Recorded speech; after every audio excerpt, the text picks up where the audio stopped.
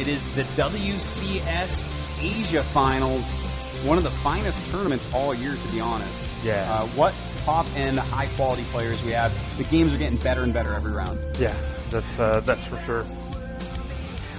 There's prize money for every player, so even if Creator Prime does bomb out in the lower bracket, he's still going to get a minimum of $600 US dollars. Not bad. The very lowest player in this tournament gets $600 US dollars. Wow. Yeah, that's. I mean, I'm not really a big fan of top-heavy, sensationalistic prize pools. Yeah. And WCS is anyone that's an but. actual professional, I don't think is too much of a fan of that, No. except for like the time that they're winning it. Yeah. Well, even then, obviously I wouldn't complain too much then, but Yeah. like in general, yeah, most of these professionals, they're playing minimum 6 hours a day, more likely to be like 10 hours a day, Yeah. and it's just a little bit of a bittersweet feeling. You come here, you know, you might win or you might lose, and you can be basically okay with that, but getting a bit of a reward to reward you the time and energy you put in is always a nice band-aid to your early elimination. Yeah, seriously, it is. I mean, you can buy a box of tissues and a bottle of wine to help soothe yourself with that $600 afterwards. Yeah. So that is nice. But for now, it is still about advancing in this tournament. For Miya, it is all or nothing. He wants to qualify for the global finals and of course have one of the best tournaments of his life potentially.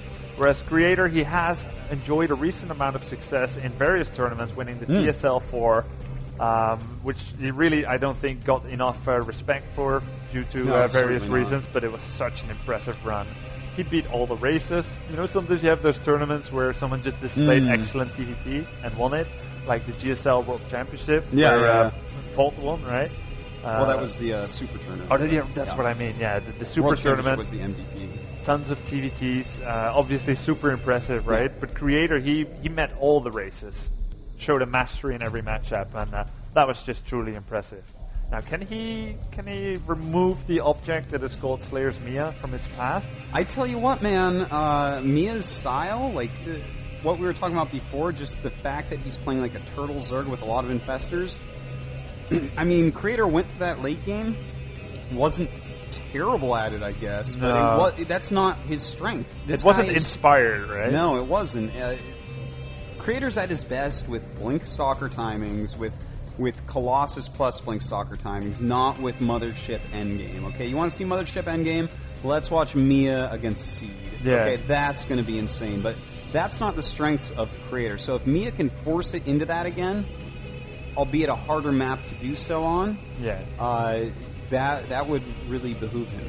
Now, in this game, I'm going to be looking out for Creator doing his trademark 15-minute timing attack, or 14, and I'm going to be looking for him to choose the best possible place to attack. As you said, this is a bit of a harder map to do that play on, which we saw last game from Miya.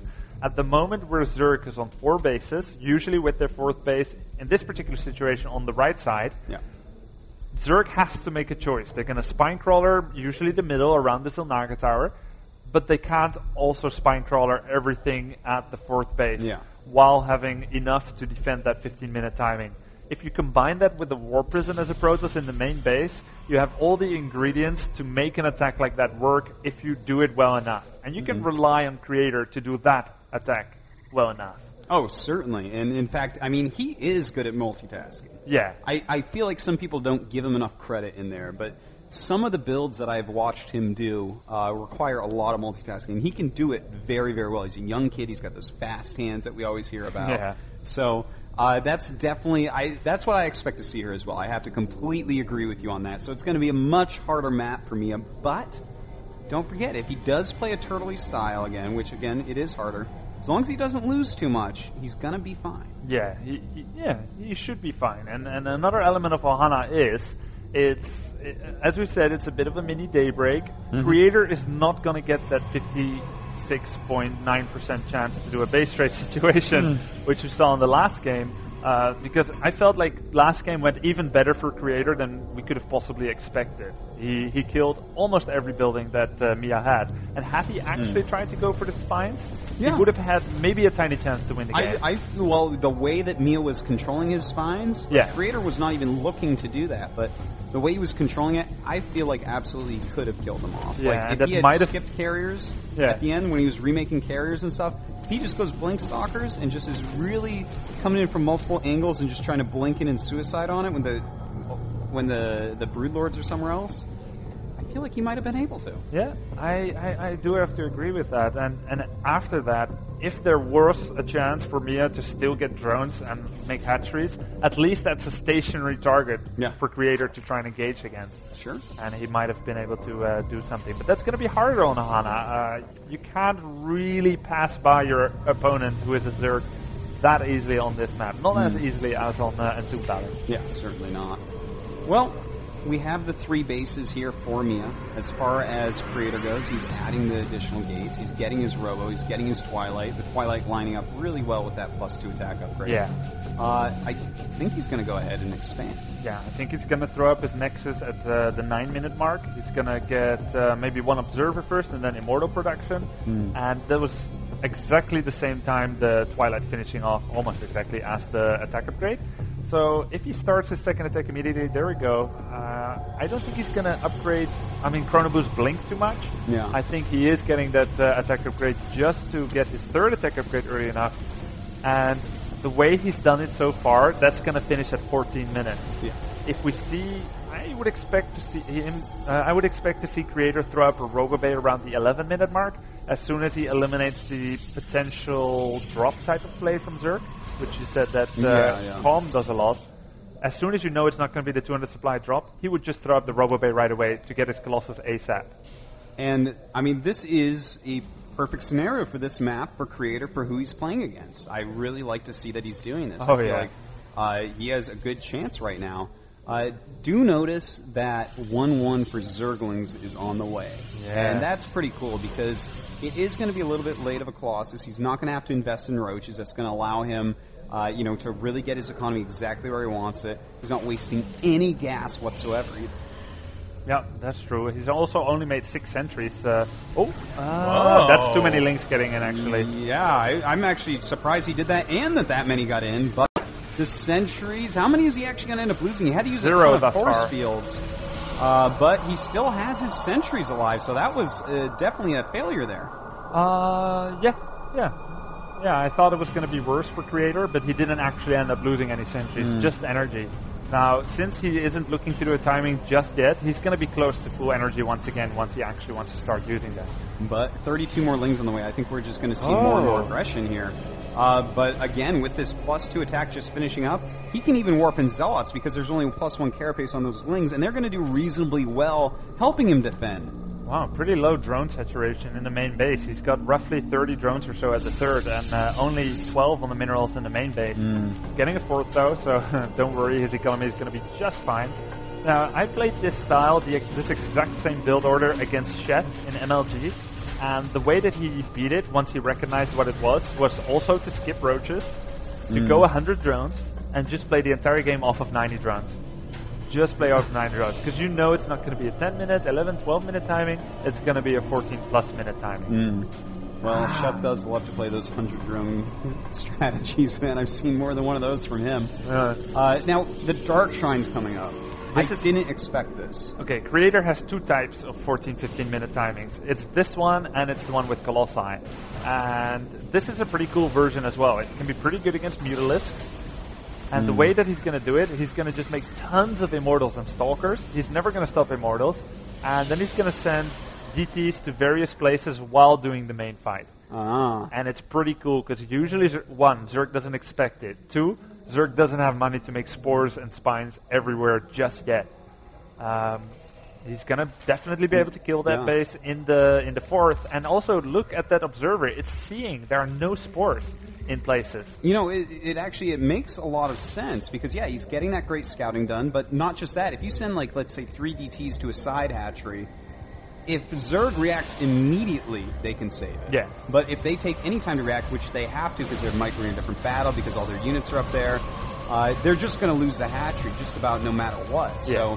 So, very interesting to see this out of Creator here. Now, will it work? Can Miya hold this off? He's on those 4 bases. He's spread a bit thin right now. Yeah, and for Miya, if he knew what was going on, he didn't need to have started that Spire and Hive tech yet. And I think he just cancelled Hive. Yes, he did. Oh, sorry, he just cancelled Spire. He recognized what's going on. And those Infested Terrans, not going to be quite as useful as he wanted. Yeah. Is going to have to back up a little bit, but... Whoa, what is he doing? His Infestors are moving in the wrong place. Yeah, those DTs actually going to town on him, but a nice fungal growth on them. And the Blink Up actually going to take out a lot of these Infestors. Miya not doing so hot right now. Yeah, not at all. He's lost almost all of his energy, plus a good chunk of Infestors. It was smart that he cancelled the Spire once he realized no Colossi.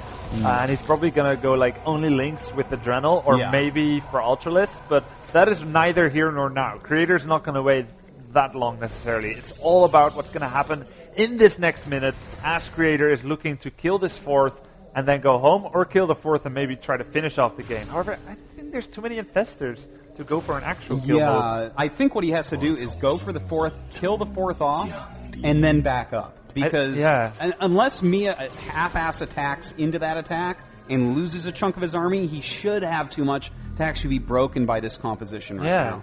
And I'm not used to seeing Creator play this particular situation out like this, where he keeps his DTs as part of his main army. They're just going to get bungled anyway.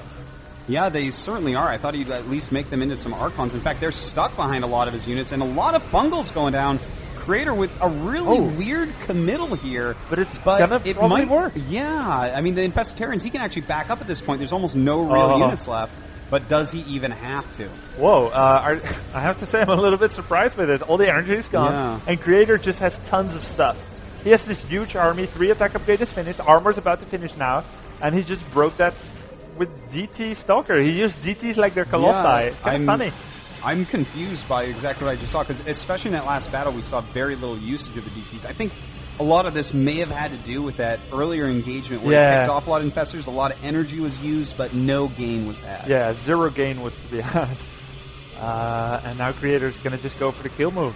Yeah, and I don't know that there'll be any stopping him. There are 8 Infestors on the way, but this is a huge, huge army. And with 4 Immortals left in it, the Roach-based army of his opponent is going to do nothing. He needs Infested Terrans, and he won't have enough. Yeah. Oh, nice play by Creator, I guess. Yeah. Weird, but nice. Yeah, I guess we should have seen it coming, that he was going to win that fight pretty hard. But, yeah. Well, this was the weirdest game from a Korean that we've seen here today. No doubt about that. GG. Good. Miya, another game. Losing that game, and Creator tying it up, so he's not out of here yet. We'll see. But, yeah, that was... The more I think about it, right, I have to go back to that one battle where he threw up the Infested Terrans